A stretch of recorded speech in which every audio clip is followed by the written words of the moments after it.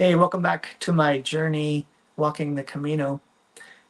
And here we are. I'm still not at day one of the actual walking of the Camino. I'm giving you the final day of preparation. And then my next reflection will actually have day one, leaving St. Jean Pied de Port. I was walking the Camino Frances. So going from there all the way to Santiago de Compostela in northwest Spain. Okay, so here I am. I'm traveling south by train out of Paris. The first day to Tours, had that beautiful encounter with the Holy Face Oratory.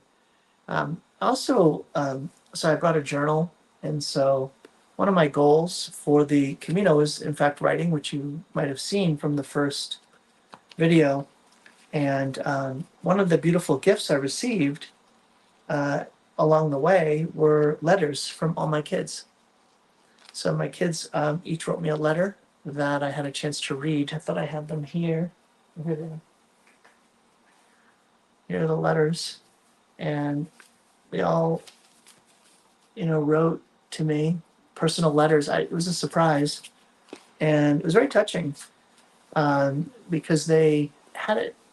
They each, in their own way, expressed appreciation for the fact that I was doing this not as a tourist, not as a vacation, not just to get away and clear my head, but as an act of loving service and sacrificial service as a father to them and a husband to Carrie, and in my own journey with the Lord, that I'm striving to follow Him more fully.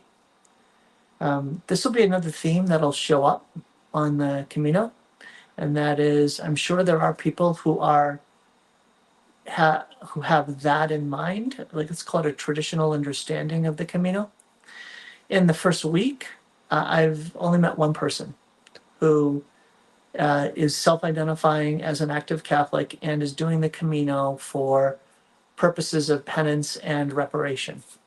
And I'll talk about my encounter with him in a few days when I get to that point in the journey. But just let me say, the way you live your life, it'll have an impact on those around you, right? You've heard it said, don't tell me what you believe. Let me follow you around, see how you live, and then I'll tell you what you believe. There's a lot of truth in that.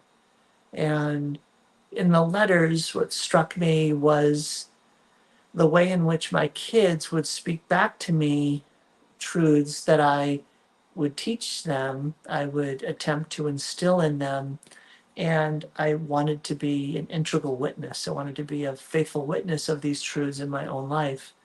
And they were able to catch that. They were able to get that sense that this was like, Dad, we are so appreciative of you doing this. And, they all have said, we're going to join you in that too. So I mentioned a bit about that already, I think, in my first video.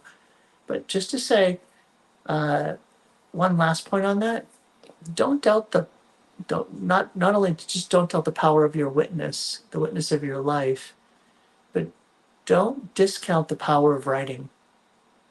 Power of writing a note, writing a letter, especially one that's a surprise, and one where you can unveil your heart and share that with somebody and it's close to you. You can have a really big impact on their lives by being willing to do that. And so that happened for me. And so I went through them again today, a week later, uh, to be able to kind of refresh myself on that source of inspiration.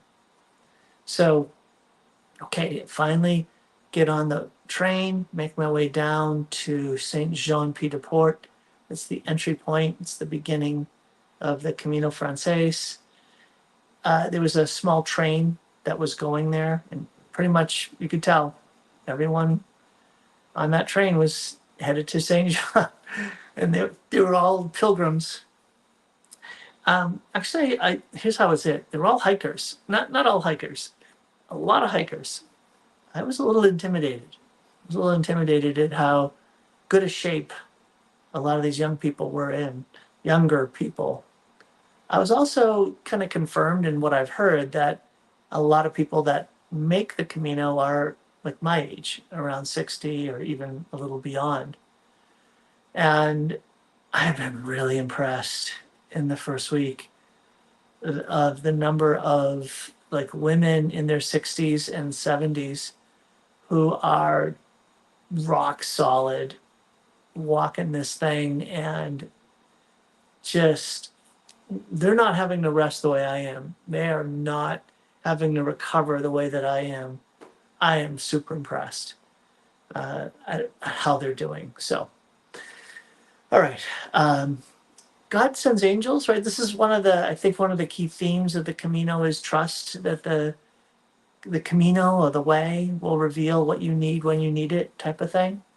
And so right next door to where I was staying the night, I got a late lunch, and there was one other person there sitting, and pretty much all people starting the Camino. And so this was a woman.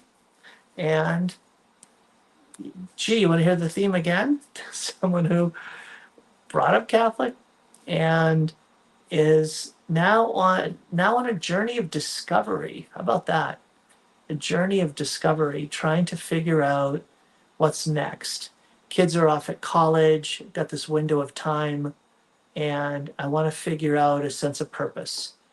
That's so not only like I said, number one, the number one category of people is that I've met are former Catholics uh, who are no longer practicing. Yeah, but then if you want to state it positively, it's people who are in this inflection point. That was the way it was said to me before I went, and it's true. People are at these inflection points in their lives, and they're on the Camino to somehow come to an answer. Who am I? What am I supposed to be doing with my life right now? What's next for me? Those types of questions. And interestingly, when I have a chance, when they ask me and I talk about this 10x life, go back to my first video and you'll see this idea of envisioning a life that is like more ideal and a greater manifestation of your depth. People have been really struck by that. And so I think more than one person is going to go back to that podcast to try to dig into that more fully. So, okay. So one of the things that came up in this conversation was she asked me, "Hey, do you have hiking poles?"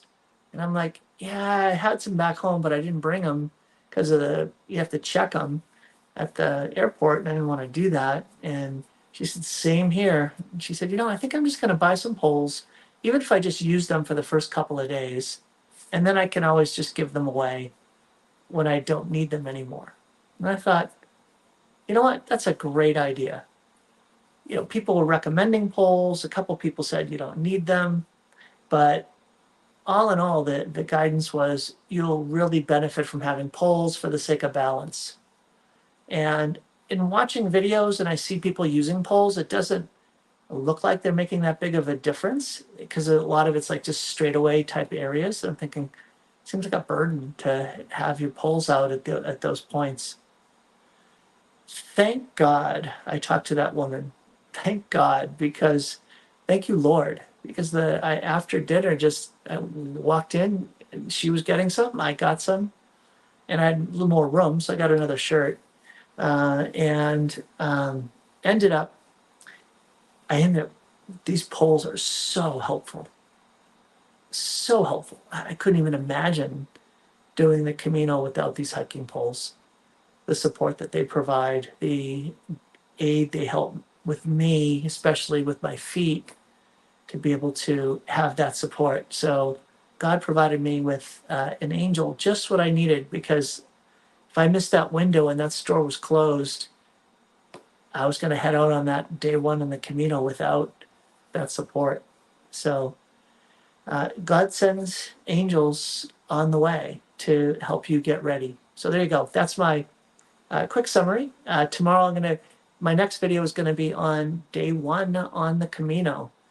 And it is a bit of a shocker. So what I learned, very humbling, but I'll tell you about it in the next video. All right.